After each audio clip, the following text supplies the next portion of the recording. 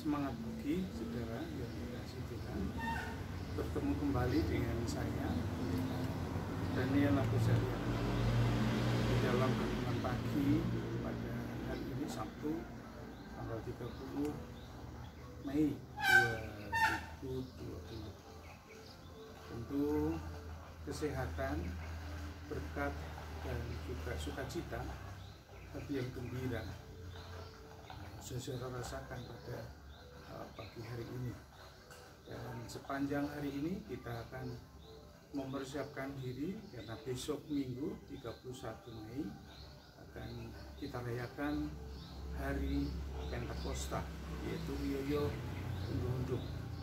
Karena itu untuk mempersiapkannya, mari kita berdoa, satukan hati agar Tuhan hadir di tengah-tengah hidup kami hari ini. Mari kita berdoa. Tuhan, Bapa kami yang di surga, perkenankan pada pagi hari ini kami mengucap syukur kepadamu oleh karena kasih dan kemurahan-Mu terus dan selalu serta senantiasa menolong dan memberkati kami. Pagi ini kami dapat bangun dengan kesehatan baru. Mohon Engkau hadir, kuasai kami satu persatu dengan kuasa Roh-Mu yang kudus, agar kami bisa merasakan kasih jamahan Roh-Mu yang kudus untuk mengerti kebenaran firman-Mu, dan kami dapat menghindarkan diri dari hal-hal yang tidak perlu kami lakukan di dalam mengikut Engkau. Urapi hamba-Mu ini dengan Roh-Mu yang kudus, di dalam nama Tuhan Yesus kami berdoa dan mengucap syukur. Amin. Bapak Ibu saudara yang dikasihi Tuhan, tentu saudara istilah sering ketemu dengan istilah kepo. Ya. Nah, bacaan leksionari kita berbicara tentang Petrus yang kepo, yang ingin tahu aja urusan Tuhan Yesus.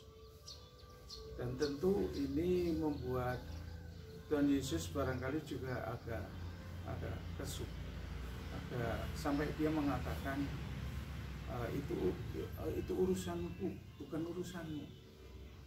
Nah, dalam cerita atau bacaan leksionari hari ini kan diceritakan bagaimana ketika Tuhan Yesus sedang berjalan, di sana ada Yohanes, murid yang dikasihi oleh Tuhan Yesus.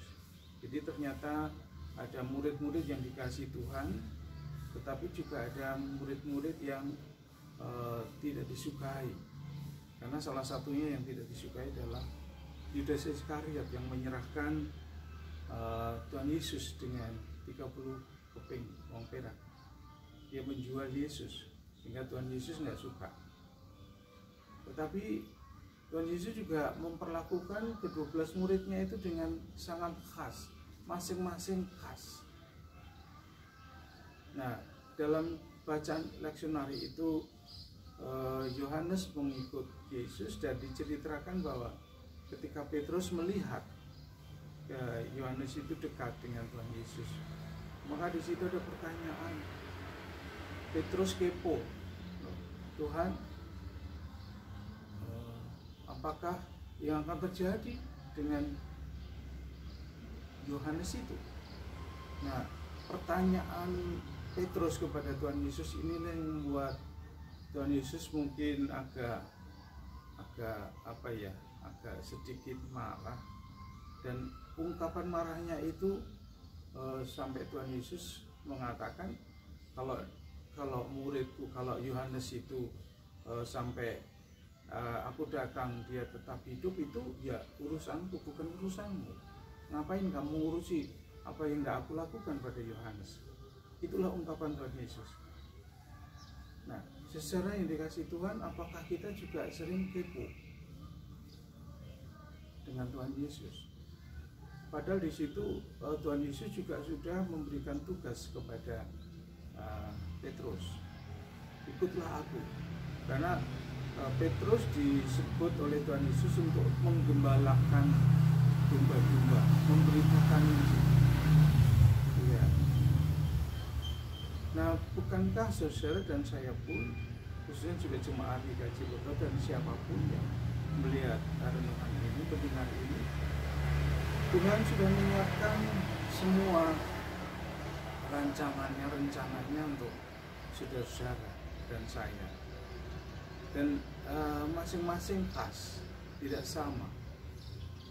Nah, biarlah kita belajar dari Petrus, jangan ikut-ikutan kepo. Biarlah itu urusan Tuhan, ya urusan Tuhan. Kita nggak usah campur tangan. Bisa apakah untuk kita kalau Tuhan Yesus mau melakukan ini pada si A atau melakukan si itu pada si B, itu bukan urusan kita, saudara. Urusan kita dengan Tuhan Yesus itu adalah hanya mendengar dan melakukan firman-Nya. Itu bagian kita.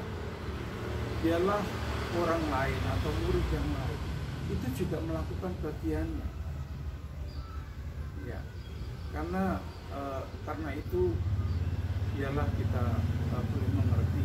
Saya bersyukur karena di bawah di sekitar saya ada tanaman gelombang cinta dan macam-macam ini. Ada jenisnya, dan ini tumbuh dengan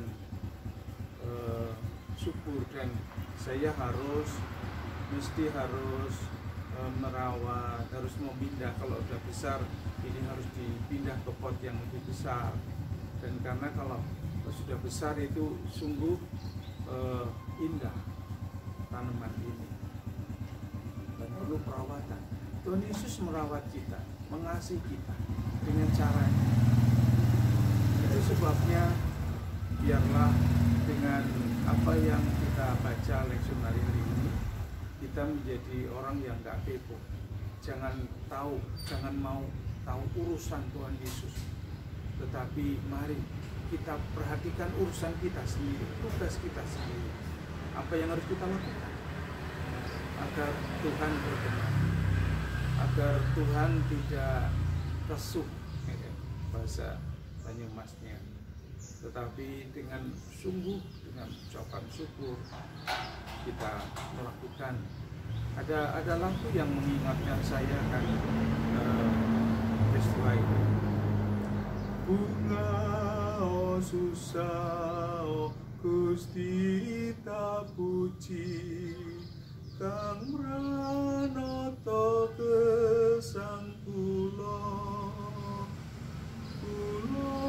rini mat kalayan katresnan mila kula pasrah pangenyo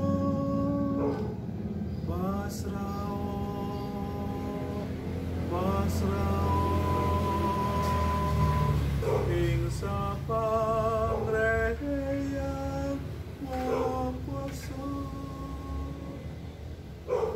Nyanyian itu, gitung itu dalam bahasa Inggris, it is well. Ya, kita hanya pasrah, kita hanya melakukan kehendaknya, karena hanya itu yang ngatur semuanya adalah Allah kita, Tuhan Yesus. Jadi kalau Tuhan Yesus sudah memberikan perintah untuk kita tahu bahwa Tuhan Yesus punya cara. Masing-masing diberi talenta yang tidak sama, diberi kekuatan, diberi kemampuan yang tidak sama, dan itu biarlah urusan Tuhan. Urusan kita, biarlah apa yang diberikan Tuhan pada kita, bagian kita, itu kita lakukan. Entah itu menyenangkan, entah itu tidak menyenangkan. Ya. Bunga susah Gusti tak puji. Karena Tuhan yang kita puji, itulah yang mengatur. Kang meranoto gesang kita. Karena kita selalu akan diterima, akan dipelihara dengan kuasanya tanpa kita tahu. Dia memelihara kita. Nyatanya hari ini kita bisa bangun dengan kesehatan baru, dengan sukacita. Tanaman gelombang cinta ini pun juga tetap bisa hidup, walaupun ada juga yang kuning, ada yang karena panas matahari.